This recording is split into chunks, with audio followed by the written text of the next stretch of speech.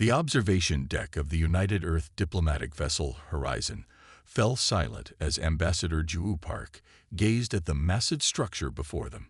The Galactic Council's headquarters, a gleaming marvel of engineering that defied human architectural understanding, rotated slowly against the backdrop of a violet nebula.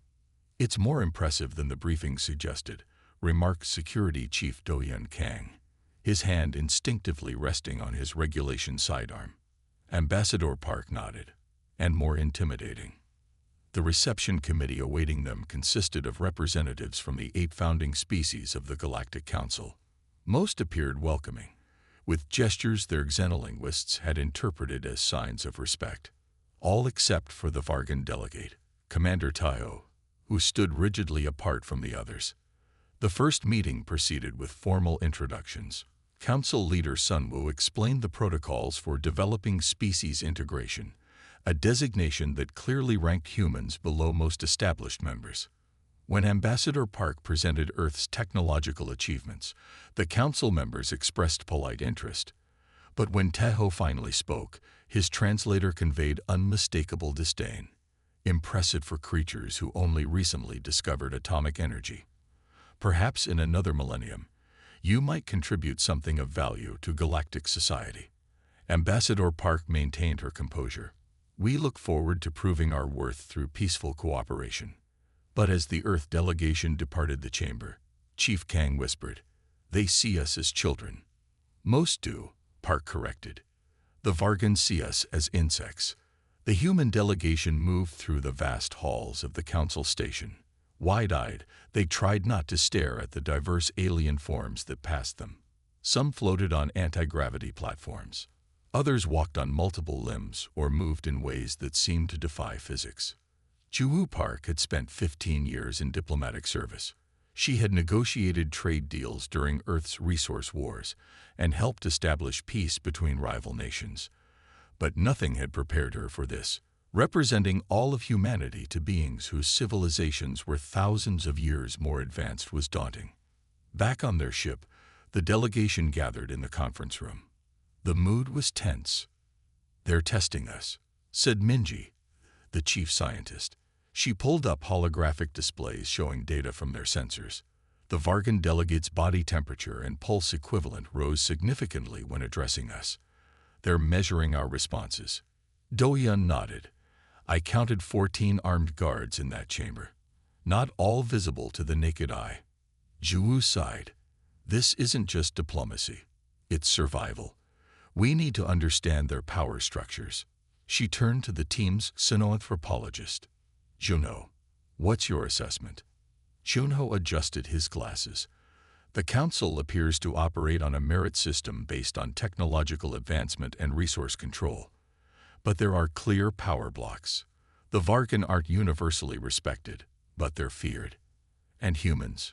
asked Ju. "We're curiosities. Some see potential in us. Others see a threat.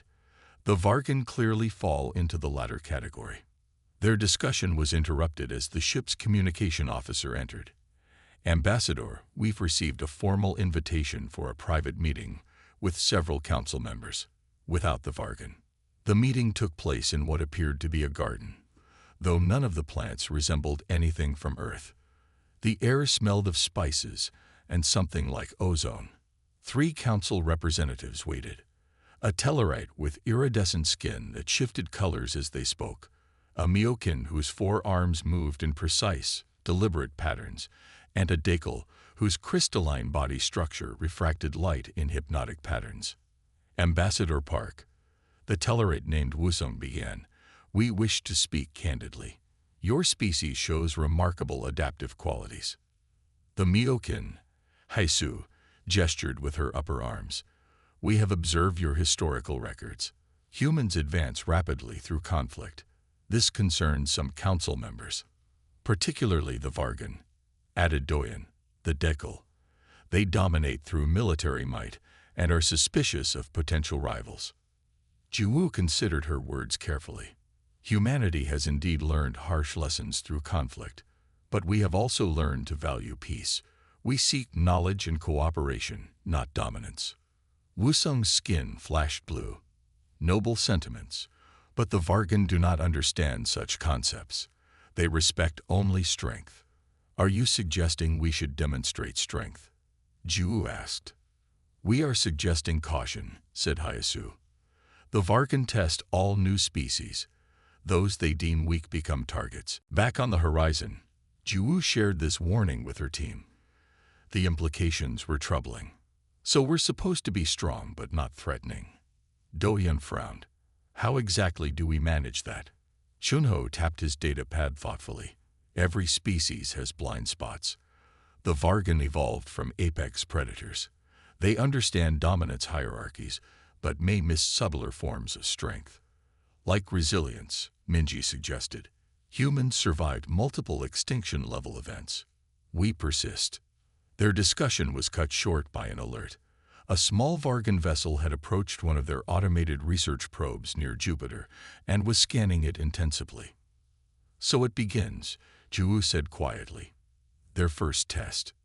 Over the next few days, the human delegation participated in council orientations while monitoring increasing Vargan interest in their solar system. Small provocations, scan intrusions, communication interference, all careful to stay just below the threshold of official complaints. On their final day at council headquarters, Commander Teho approached Ju as she waited alone in an antechamber. Ambassador Park, he said, his translator struggling with his guttural language. I studied your species. So fragile, so divided. Your nations still war with each other while pretending unity to the stars. Jumu met his four-eyed gaze steadily. We have our differences, Commander, but we learn from them. Learn? Tahoe made a sound that might have been laughter. What the Vargan know of humans is this. You are soft. Your bones break easily. Your flesh tears. Your lives are brief sparks compared to the flame of evolved species. Juwu smiled slightly. Fire can start from the smallest spark, Commander. Something in her tone made Tahoe pause.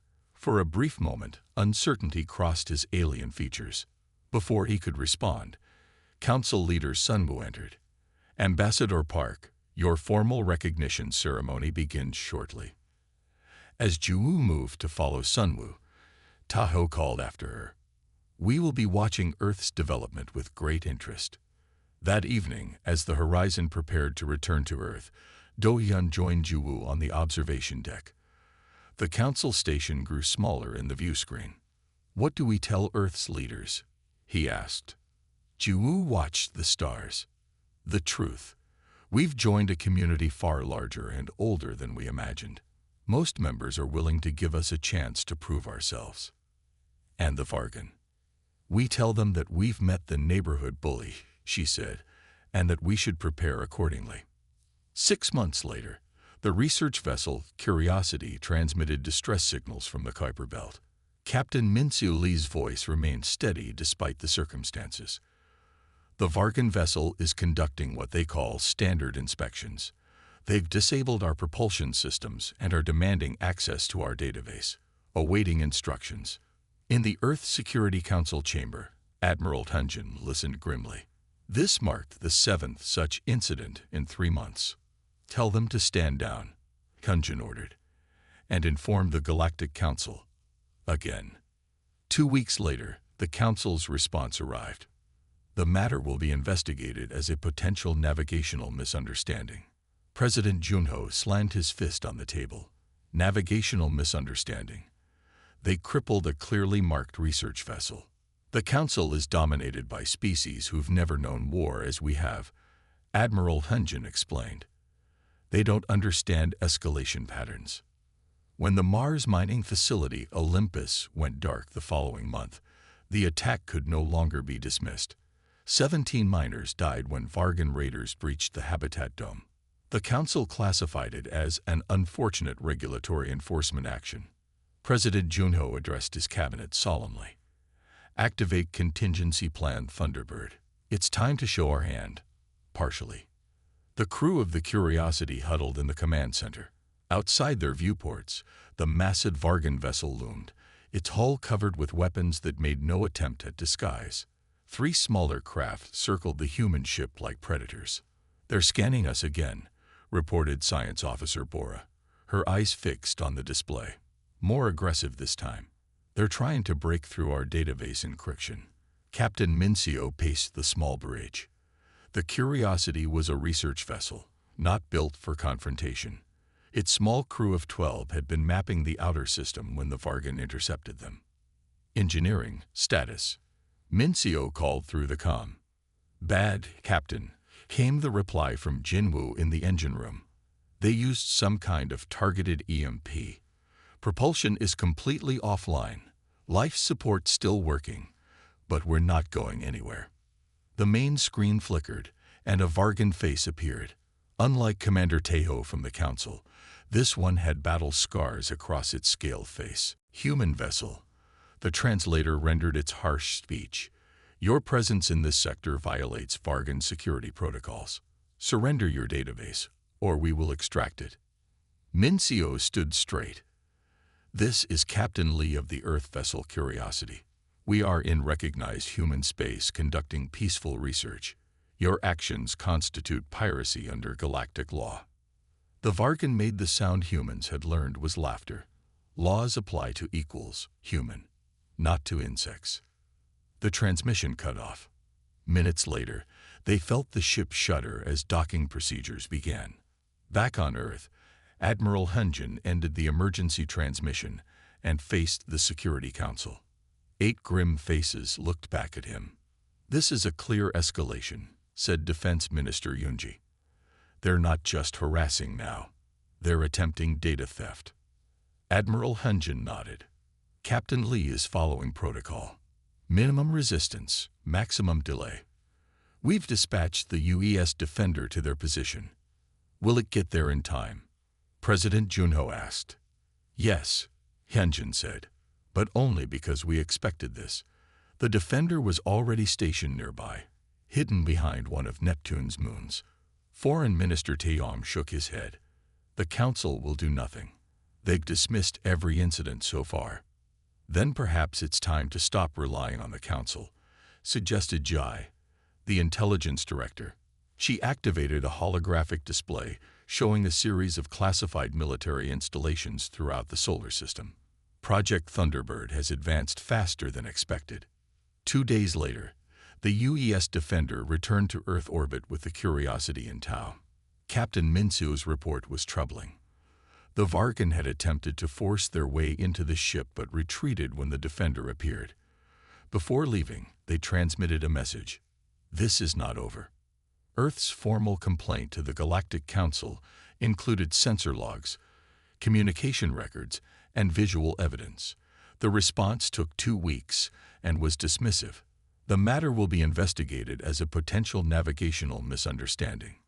In the presidential office, President Junho could barely contain his anger. Navigational misunderstanding. They crippled a clearly marked research vessel.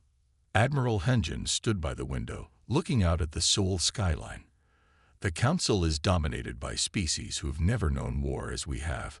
They don't understand escalation patterns. Or they understand perfectly well and choose to ignore them," added Ambassador Park, who had returned from the Council station. Some members privately expressed concern, but none will challenge the Vargan publicly. "So we're on our own," President Junho concluded. Intelligence Director Ji opened her tablet. "We've detected increased Vargan activity near Mars. 3 warships entered orbit yesterday." "Mars has minimal defenses," Admiral Hunjin said. "The mining colonies that were established before first contact. They're civilian operations." "Evacuate them," ordered the President. "We've already begun preparations," Hunjin replied. "But it will take time. The Olympus facility has over 200 workers. They didn't get that time." 3 days later, emergency signals blared in the command center. The Mars mining facility, Olympus, had gone dark. Communications Officer Doyen's voice shook as he relayed the fragmented transmissions. They just started firing. No warning. The dome is breached. We need immediate." Then silence. When the rescue ships arrived, they found devastation.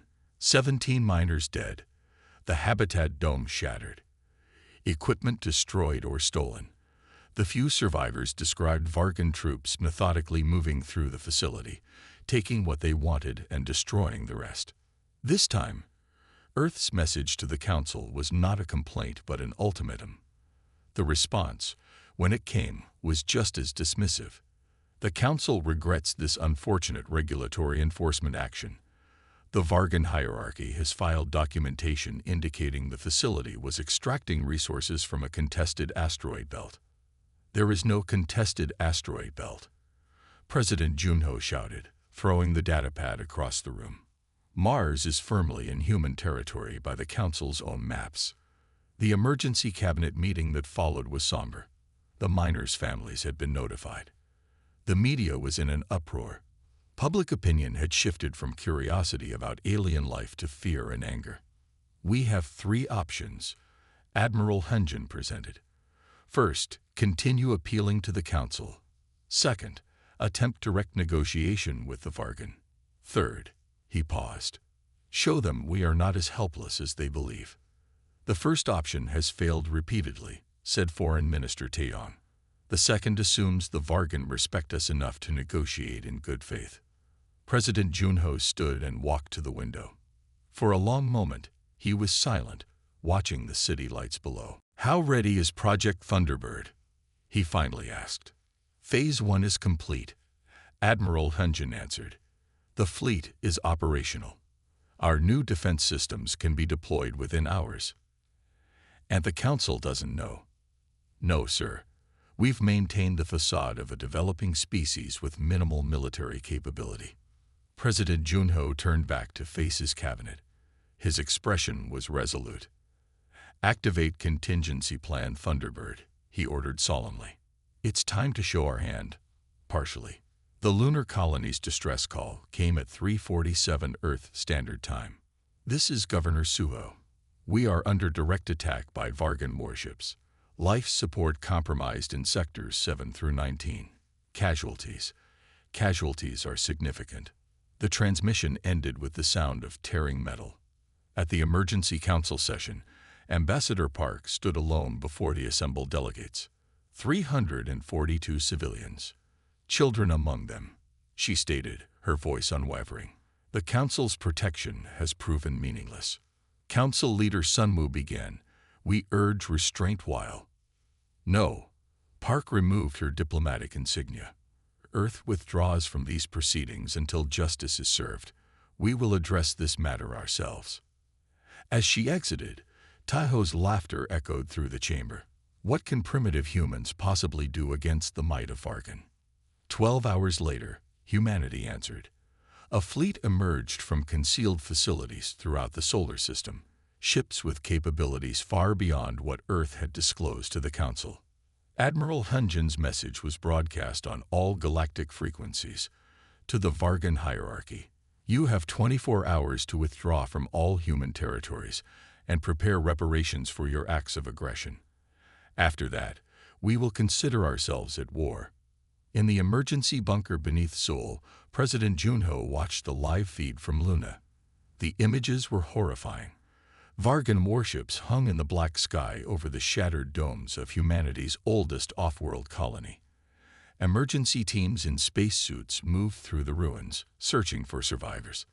"How did they get past our early warning systems?" he demanded. Admiral Hunjin's face was grim on the screen. "They used stealth technology we haven't seen before. By the time our defenses detected them, they were already firing." Governor Suho's face appeared on another screen. The elderly administrator had blood running down one side of his face. Behind him, medical staff rushed between rows of injured colonists. "They targeted the residential sectors first," Suho reported, his voice breaking. "The school was in session. Families were sleeping. We had no warning." "What are they doing now?" asked President Junho. "Their ships are holding position. They've stopped firing, but are blocking rescue attempts from Earth. They sent one message: know your place." The president closed his eyes briefly. When he opened them, his decision was made. "Admiral, initiate Operation Thunderbird. Full deployment." Across the solar system, hidden facilities sprang to life. Inside the hollow moons of Jupiter, beneath the icy surfaces of Saturn's rings, and in the shadow of Mars, massive bay doors opened. Ships emerged, sleek, dark vessels unlike anything humans had publicly acknowledged building. On Luna, something strange happened. The ground around several scientific outposts split open. Defense platforms rose from underground hangars. Weapons systems activated. The Vargan ships, caught by surprise, began to maneuver. Too late. The first shots didn't come from Luna, but from 3 small asteroids that suddenly changed course. They were not asteroids at all, but heavily armed stealth vessels. Their weapons tore through the shields of 2 Vargan ships. At the Galactic Council headquarters, an emergency session had been called. Ambassador Ju Park stood alone before the assembled delegates. Her face showed no emotion, but her eyes burned with controlled fury. 342 civilians, she stated, children among them. The Council's protection has proven meaningless. Images appeared on the large screens around the chamber. Bodies in the ruins of the lunar colony. Children's toys floating among debris. Medical teams performing emergency procedures in depressurized corridors. Council leader Sunwoo shifted uncomfortably. We urge restraint while we investigate this incident. The Vargan delegate claimed your colony was harboring weapons in violation of. No, Park's voice cut through the chamber. She unpinned her diplomatic insignia and placed it on the podium. Earth withdraws from these proceedings until justice is served. We will address this matter ourselves. A murmur ran through the assembled delegates. Such an action was unprecedented. Several representatives rose to speak, but Park was already walking toward the exit. Commander Tahoe's harsh laughter echoed through the chamber. What can primitive humans possibly do against the might of Vargan? Your species will learn its proper place in the galaxy, if any survive the lesson. Park paused at the doorway, but did not turn around. You mistake patience for weakness, Commander. That is a dangerous error. Back on Earth, Admiral Hyunjin stood in the heart of Thunderbird Command. The massive underground facility had remained secret even from most of Earth's governments until recently. Around him, officers coordinated the deployment of Earth's hidden fleet. On the main screen, tactical displays showed human vessels converging toward Luna from all directions. All ships report ready, Admiral, announced his second-in-command, Captain Yuna. Hyunjin nodded. Open broadcast channels, all frequencies, all translation protocols. He straightened his uniform and faced the camera. The message would be heard not just by the Vargan, but by every species in the Galactic Council. To the Vargan hierarchy, you have 24 hours to withdraw from all human territories and prepare reparations for your acts of aggression. After that, we will consider ourselves at war. He ended the transmission and turned to Captain Yuna. Status of Luna defense. The remaining Vargan ships are pulling back, sir. They seem confused. On the tactical display, the 8 Vargan vessels were indeed retreating to a higher orbit.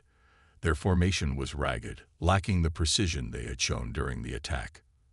They're calling for reinforcements, reported Communications Officer Geo. A lot of encrypted traffic heading toward Vargan space.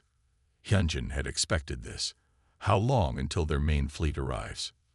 Based on known Vargan propulsion capabilities, 36 hours minimum. Perfect. That gives us time to evacuate the remaining colonists and position our forces. In the medical bay of the lunar emergency bunker, Governor Suho watched in amazement as Earth ships appeared in orbit. Not the rescue vessels he had expected, but warships, advanced designs he had never seen before. A young aide rushed in. Governor, the Vargan are retreating, and there are human military vessels everywhere, hundreds of them. Outside, a massive ship descended toward the damaged colony. Its hull bore the markings of Earth's new unified defense force. Smaller vessels surrounded it, deploying what appeared to be shield generators around the breached domes. Back at Thunderbird Command, President Junho joined Admiral Hyunjin. Together, they watched the real-time updates as humanity revealed its true capabilities. They're running, Hyunjin said with grim satisfaction. But they'll be back. With everything they have, the president agreed. Can we stand against their full might? Admiral Hunjin pulled up a classified file on his console. The display showed specifications for weapon systems far beyond what Earth had revealed to anyone, even to most of its own citizens. Mr. President, humanity has been preparing for war since we first looked at the stars. The Vargan think they know what we're capable of. They have no idea. As Ambassador Park's ship departed Council space, she received the first reports of Earth's revelation. The secret was out. Humanity had been hiding its strength all along. Her communicator chimed with an incoming message from one of her few allies on the Council, the Tellarate diplomat who had warned her months ago. Ambassador, Wusung said, his skin shifting to a deep purple of concern. What has your species done? The Vargan will never forgive this humiliation. We never sought this conflict, Park replied, but we will end it. The Council is in chaos. Some call for sanctions against Earth for concealing military capabilities. Others suggest the Vargan deserve this check to their aggression. Park's expression was resolute. Tell them to watch what happens next. Humanity has been pushed too far. Commander Tahoe watched with growing concern as his border outposts went silent one by one. Impossible, he muttered. Their technology was decades behind ours. His aide approached cautiously. Sir, they're using propulsion systems we've never encountered. And their tactical formations. They're adapting faster than our predictive algorithms can process. The human fleet moved with devastating precision. They disabled rather than destroyed when possible. They evacuated civilian populations before neutralizing military targets. This wasn't primitive warfare. It was methodical, ethical, and utterly relentless. After the third Vargan colony world raised surrender signals, Supreme Hierarch Junho demanded explanations. How are they defeating our forces? They're physically weaker than any warrior species. General Minji, the Vargan's chief strategist, appeared shaken. I've been studying their history. Humans evolved as persistence hunters. They don't outmuscle prey. They pursue until exhaustion. Their entire civilization reflects this pattern. They don't quit, and they've been fighting each other for millennia, constantly improving. Then we will make them quit, Junho declared, ordering their main fleet to converge on the human advance. Commander Tahoe stood rigid before the massive tactical display in his command center. Red warning signals flashed across the map of Vargan territory. 6 hours ago, he had commanded 23 border outposts. Now only 11 remained operational. Update from Outpost Goran, reported his communications officer. They are under attack. Human vessels have surrounded the station. Tahoe clenched his four-fingered hand. Send reinforcements. Sir, there are no ships available in that sector. All nearby vessels have been disabled or have surrendered. This could not be happening. The humans were primitives. Their ships had been pitiful, their weapons laughable. The attack on their lunar colony should have broken their spirit, shown them their proper place in the galaxy. Instead, it had awakened something terrible. His aide, Sub-Commander Wujin, approached with a data tablet. Wujin was young for his rank, his scales still bright without the battle scarring that marked veteran Vargan warriors. Sir, Wujin said quietly, they're using propulsion systems we've never encountered. Their ships can accelerate and change direction in ways that defy our understanding of physics, and their tactical formations. They're adapting faster than our predictive algorithms can process. Tahoe grabbed the tablet. The footage showed human vessels performing impossible maneuvers. They would attack in perfect formation, then instantly scatter when Vargan defenses fired, only to reform in new patterns seconds later. How? He demanded. When we observed their planet, they were still using primitive chemical rockets. It appears they concealed their true capabilities. A new alert flashed. Outpost Goran had fallen silent. The human approach was unlike anything in Vargan military doctrine. When they attacked an outpost, they first disabled its weapons and communications. Then they established containment fields to prevent escape. Finally, they transmitted a simple message: surrender or be destroyed. Most disturbing to Tahoe was what happened when the Vargan surrendered. The humans took prisoners but treated them with unexpected dignity. They provided medical care to the injured. They allowed communication with families. This was not how warfare was supposed to work. In Vargan culture, the defeated expected no mercy. On the flagship of Earth's Second Fleet, Admiral Iona studied the tactical display showing the advance through Vargan territory. Her vessels had just secured their third major outpost. "Status report," she commanded. Captain Donge stepped forward. "Minimal casualties on both sides, Admiral. Outpost Goran has surrendered intact. 800 Vargan military personnel in custody. Their weapons have been neutralized and databases secured. Civilian population, approximately 12,000. We've assured them they can continue their lives undisturbed if they remain peaceful." Yelena nodded. This was exactly the approach Earth's unified command had agreed upon. Fight with overwhelming force but minimal bloodshed. Show strength without cruelty. Break their military without destroying their civilization. Have our xenopsychologists made any progress understanding their command structure? She asked. Science Officer Mike Young called up a holographic model showing Vargan hierarchy. Their chain of command is rigid. They struggle to adapt when communication lines are cut. By isolating outposts from each other, we've effectively paralyzed their response. And their reinforcements. Main fleet is still assembling. We have approximately 12 hours before they can mount a coordinated counterattack. Yelena smiled slightly. Then we keep pushing forward. Next target is their regional command center in the Tollus system. On the Vargan homeworld, Supreme Hierarch Juno smashed his fist into the war table, cracking its surface. Around him, his generals flinched. 3 colony worlds have surrendered, he roared, without fighting to the death. They dishonor the hierarchy. No one spoke. To contradict the Supreme Hierarch meant death. Finally, General Minji stepped forward. As the Vargan's chief military strategist, she had earned the rare right to speak freely, even in times of failure. Supreme One, the colonies had no chance of victory. The human weapons disabled our ships before they could engage. Our warriors were willing to die, but had no means to fight. How? Junho demanded, his voice dropping to a dangerous whisper. How are they defeating our forces? They're physically weaker than any warrior species. Minji activated a holographic display showing human historical records. The Vargan had dismissed these as unimportant when first contact was established. Now they were studying them desperately. "I've been analyzing their history," she explained. "Humans evolved as persistence hunters. They don't outmuscle prey. They pursue until exhaustion. Their entire civilization reflects this pattern." Images flashed across the display. Ancient humans tracking animals across vast distances.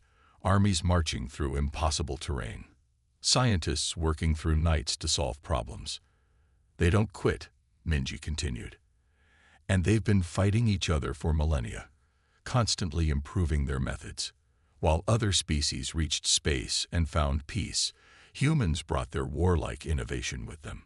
Are you saying we cannot defeat them?" Junho's voice was deadly quiet. "I am saying we underestimated them. Fatally." A junior officer rushed into the chamber, forgetting protocol in his panic.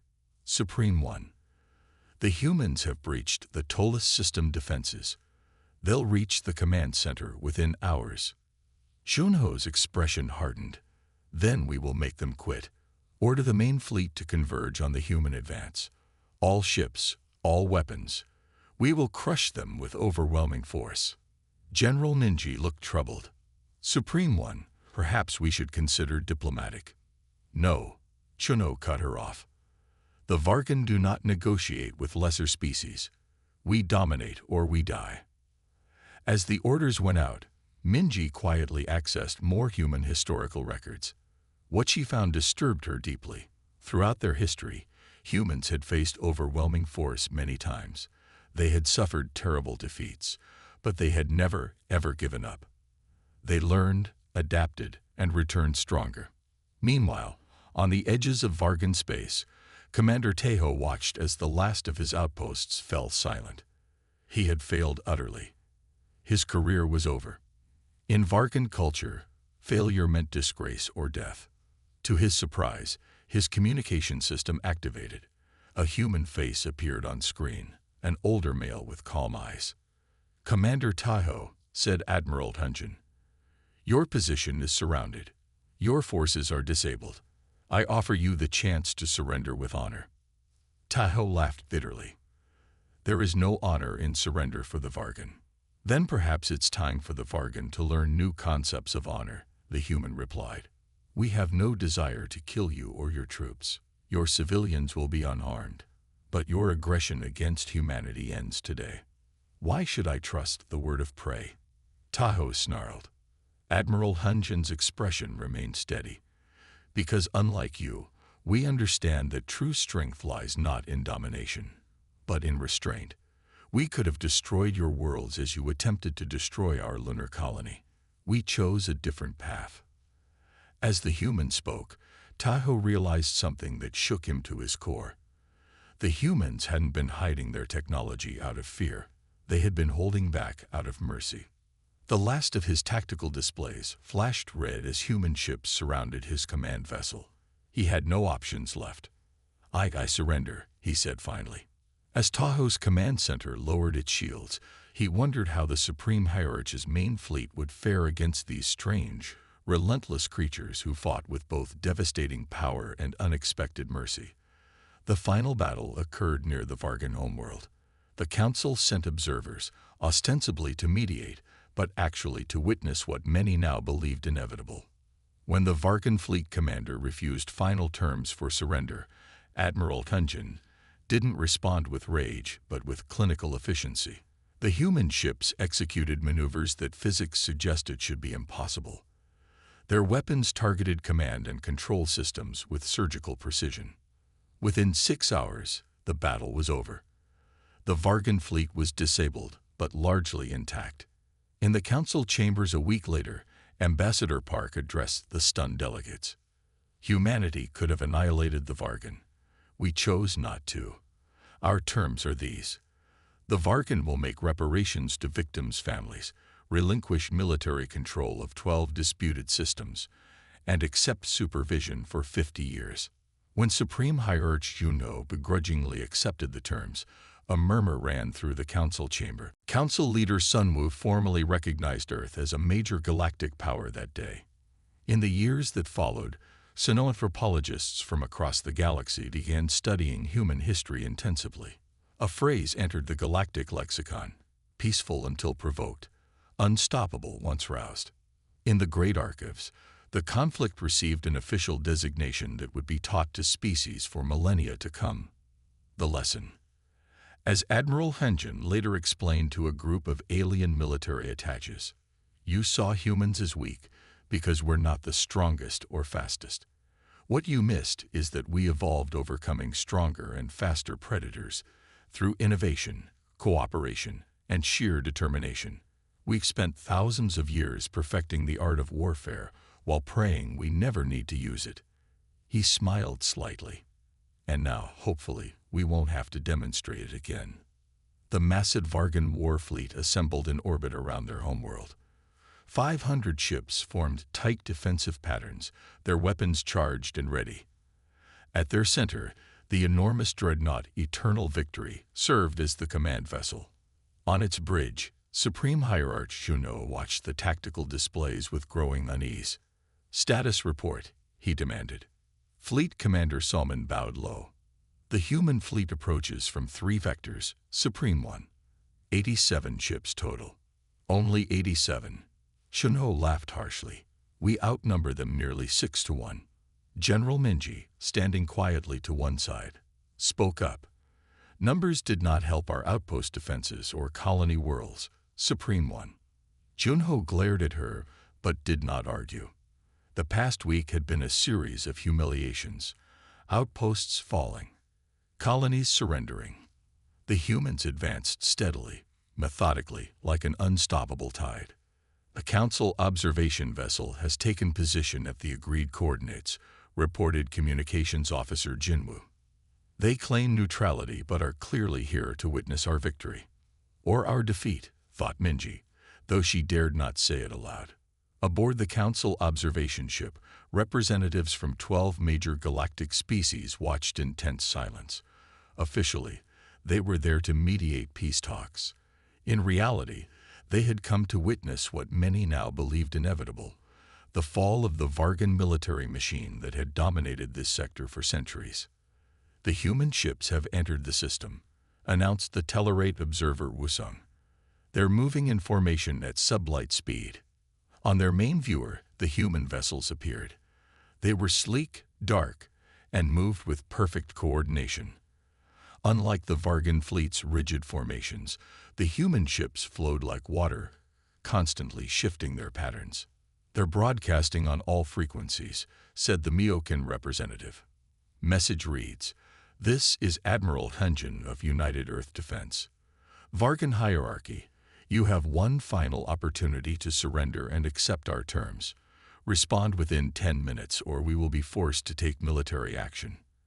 In the Vargan command ship, Shunho slammed his fist down. They dare to demand our surrender. Broadcast my response. Tell these humans that the Vargan bow to no one. We will crush their pathetic fleet and then reduce their homeworld to ashes. General Minji stepped forward. Supreme One, I strongly advise caution. We have not fully analyzed their capabilities. Perhaps we should. Silence. Shunho roared. I did not become Supreme Hierarch by cowering before lesser species. The message was sent. On the bridge of the Earth flagship, Steadfast, Admiral Hunjin received the Vargan response. He showed no reaction to the threats and insults. Very well, he said quietly. All ships, Battle Configuration Alpha. Remember your training. Disable, don't destroy unless absolutely necessary. What happened next astonished even the Council observers. The human fleet suddenly accelerated to speeds that should have been impossible in formation. Instead of engaging directly, they executed a series of complex maneuvers that the Vargan targeting systems could not track. They're too fast, shouted a Vargan weapons officer. Firing solutions cannot lock. The human ship struck with surgical precision. Their weapons didn't target the main hulls of Vargan vessels, but instead focused on weapons systems, engines, and communication arrays.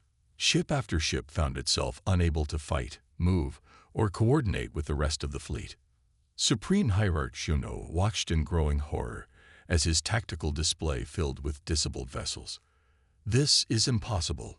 Fire everything. Target their largest ships. The remaining operational Vargan ships launched a massive barrage of energy weapons and missiles. The humans didn't attempt to outrun the assault. Instead, projected energy fields appeared around their vessels, absorbing or deflecting the attacks with minimal damage. Their shield technology, murmured General Minji. It's beyond anything we've encountered. On the Council observation vessel, the alien representatives watched in stunned silence. The Dakel representative finally spoke. This isn't a battle. It's a demonstration. Hour after hour, the pattern continued. Human ships disabled Vargan vessels with precise strikes, while suffering minimal damage themselves. They moved as if they could predict every Vargan tactic, countering each strategy before it fully developed. Within 6 hours, over 400 Vargan ships floated powerless. The dreadnought Eternal Victory remained operational but surrounded, its escort vessels disabled. Surrender, Supreme Hierarch, came Admiral Hunjin's calm voice over the communication system. Further resistance is pointless and will only result in unnecessary casualties. Shunho stared at the tactical display in disbelief. His mighty fleet, the terror of the sector, reduced to floating hulks, and the humans had done it without destroying a single vessel. I will die before I surrender to prey, he snarled. General Minji stepped forward. Then you will die alone, Supreme One. She turned to the bridge crew. Lower shields. Power down weapons. The Vargan hierarchy surrenders. A week later, in the Grand Council chambers, Ambassador Park stood before the assembled galactic representatives. The room was packed, with species that normally sent junior diplomats now represented by their highest officials. Humanity could have annihilated the Vargan, she stated simply. We chose not to. Our terms are these. The Vargan will make reparations to victims' families, relinquish military control of 12 disputed systems, and accept supervision for 50 years. Former Supreme Hierarch Juno, now just Commander Juno, stepped forward. His once proud posture was subdued. General Minji stood beside him as the new Vargan representative. The Vargan hierarchy. Junho paused, the words clearly causing him pain, accepts these terms. A murmur ran through the council chamber. The Vargan, who had bullied the sector for centuries, humbled at last, and by a species most had dismissed as insignificant just months ago. Council leader Sunwoo rose from his seat. In light of recent events, the Council formally recognizes Earth as a major galactic power, with all rights and responsibilities thereof. In the years that followed, xenoanthropologists from across the galaxy traveled to Earth. They studied human history intensively, particularly how warfare had shaped human development. What they found both fascinated and terrified them. In countless conflicts throughout their history, humans had demonstrated an unusual combination of traits: incredible tenacity, remarkable adaptability, and the capacity for both terrible violence and extraordinary mercy. A phrase entered the galactic lexicon: peaceful until provoked, unstoppable once roused. In the Great Archives, the conflict received an official designation that would be taught to species for millennia to come. The lesson. 5 years after the conflict, Admiral Hyunjin hosted a delegation of alien military attaches aboard the Steadfast. They had come to learn from the humans, to understand the species that had so dramatically changed the galactic power balance. You saw humans as weak because we're not the strongest or fastest, Hyunjin explained. What you missed is that we evolved overcoming stronger and faster predators through innovation, cooperation, and sheer determination. We've spent thousands of years perfecting the art of warfare while praying we never need to use it. He smiled slightly. And now, hopefully, we won't have to demonstrate it again. One of the attaches, a young Vargan officer, asked the question many still pondered. Why did you show mercy? Our history teaches that the victorious should crush the defeated. Hyunjin considered this. Because true strength isn't measured by how many you destroy, but by how many you protect, even from themselves. The end.